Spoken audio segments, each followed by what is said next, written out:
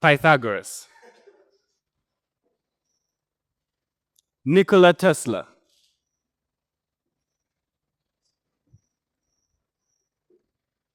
Benjamin Franklin, Thomas Edison, Francis Iga Bakasambe Kasozi R.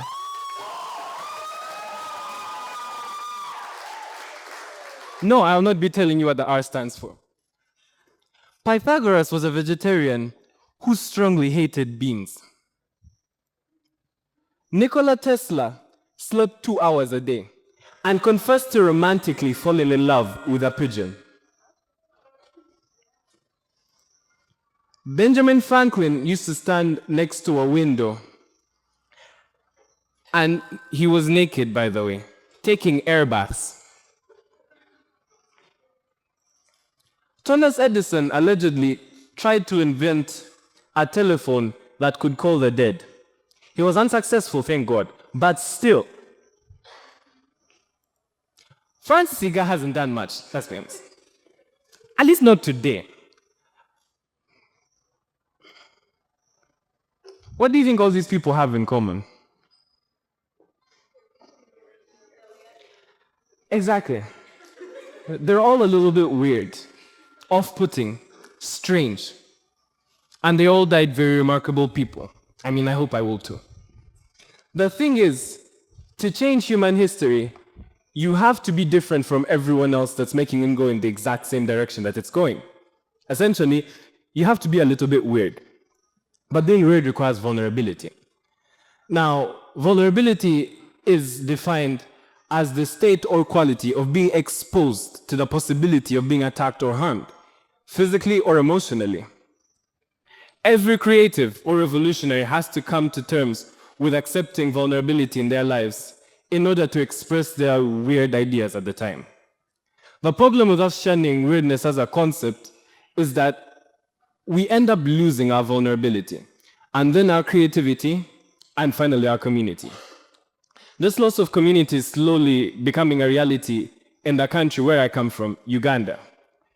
I realized this when I came to UWC East Africa 2 years ago. You see, in Uganda, especially around the central region, you're more likely to have a private conversation in English, the official language of the country, than in Luganda, the indigenous lingua franca. That's because most people understand Luganda much more than English. Combine that with the fact that the language of instruction in schools and standardized testing in the country is English, and I ended up being more incentivized to learn English than Luganda growing up. In fact, the only reason I ended up learning Luganda is because I annoyed every single adult with how stubborn I was as a kid. I was a really stubborn kid. And so their response was to shout at me in their first language, which was Luganda.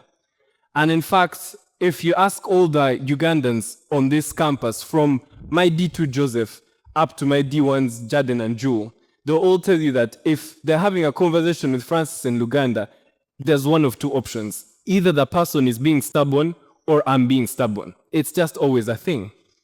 And besides that, I never really felt the need to learn Luganda growing up, as I'd spend 8 hours of school, in school, and in school, Luganda is generally considered weird to be used. English is the language of the classroom. When I came to UWC East Africa, a place that celebrates difference, I ended up using more Luganda here than I ever have in my entire life, I'll be honest. It's quite ironic because UWC probably offers a better education than any Ugandan institution at its level, but the weirdness is what calls the difference makers together. But sadly, it feels like that's not the case back home. It feels like more people have to be normal and less people are allowed to be weird. That's why 23 languages are at the verge of extinction in my country, according to the New Vision, a national newspaper. Because the concept of thinking normally within older generations is exclusive to the indigenous languages. And the concept of thinking normally within the newer generations is excluded to English. Consequently, the divide between the linguistically diverse older generations and the newer monolingual generation is increasing, and this is breaking up various communities. This is just the issue of normalcy in Uganda. On a global scale, we've normalized a term called bedrot, which is anti-creativity at its core.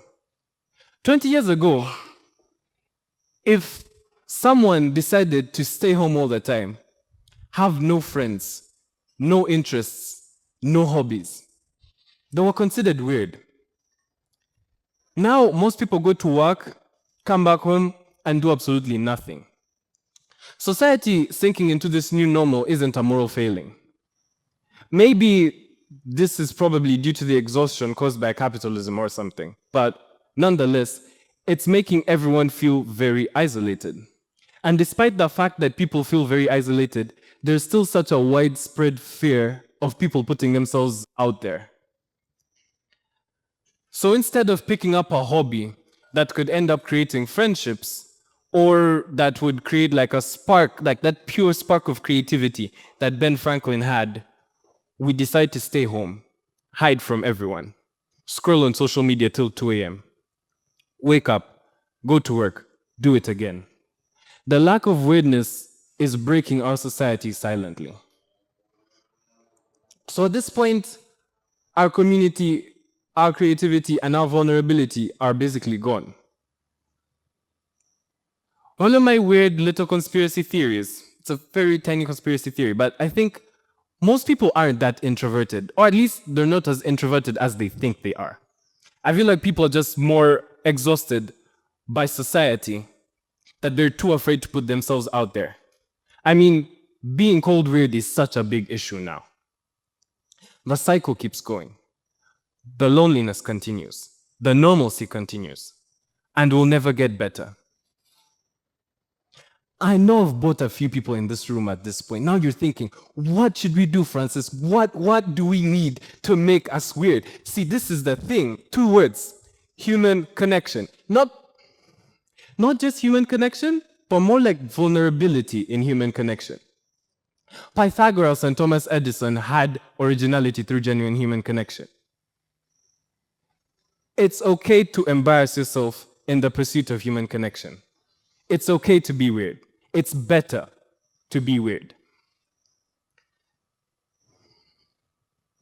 Have hobbies, guys. Have weird hobbies.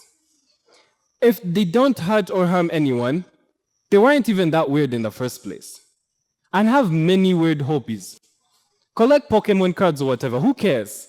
No shade to anyone who actually collects Pokemon cards. I mean, personally, in my room, we started a weird tradition of collecting Pringles bottles. Pringles boxes, sorry. But like at the end of the day, it's something that unites our room and like really helps me connect with all my roommates. And in general, you'll find community in this. You'll find vulnerability in this. And you'll find creativity in this. And that's so important in making the world a better place right now. Now, don't get me wrong. I'm not saying go and try to be weird in a bad way, right? We can all agree on a few things. Dictatorships are bad. Colonialists are bad. Racism, sexism, and whatever hurts or harms other people is not okay. Weirdness is meant to challenge the evils that have been normalized, not to perpetuate them. I support the Benjamin Franklin that invented the lightning rod, not the Benjamin Franklin that enslaved black people. This talk matters to me because I want to become a director. And not just any director. I want to become a director that is able to talk about things that people don't want to talk about. But I guess the first step is to get people comfortable with a little strangeness again. Because we're at a point in reality where the world is in need of weird conversations. You might call me crazy, but you want to know a fun fact about the entire film industry that I want to work in? The world's first film studio, famously known as the Black Maria, was built by Thomas Edison. The same guy in the beginning I told you tried to invent a telephone to call the dead. See, he was a very weird guy, and the range of weirdness he had was really wide. But it helped him eventually create something that changed the world as we know it, that changed the world as I know it. I don't know. I think my whole takeaway from this is generally the whole takeaway that you guys should have from this is that nothing, not a single thing that actually changed human history happened from a set of normal circumstances. It's easy to romanticize being normal in a world that's literally designed to make sure you stay exactly the same as everyone else. But the world is in great need of a revolution. And trust me, historically, there are no greater revolutions than the ones led by weird people. I can't believe I have to say this, but the ones led by the good weird people. But the thing is, nobody's born weird. The whole point of this is only in human connections can you develop your weird. And only in your weird can you develop your special. And that special is either gonna make you like the Nikola Tesla that invented alternating current, which literally changed the world, or the Nikola Tesla that fell in love with a pigeon. It's not a one size fits all, guys. Weirdness doesn't always lead to success, but we'll never know until we make it a habit to get into like hobbies, weird hobbies, to listen to people's weird ideas, to understand them instead of criticizing them. Thank you for doing that right now, by the way. And lastly, to start our own weird conversations too. Coming to UWC made me realize that difference is everything, that strange is everything. With a little more vulnerability, I hope you guys realize that too. Thank you.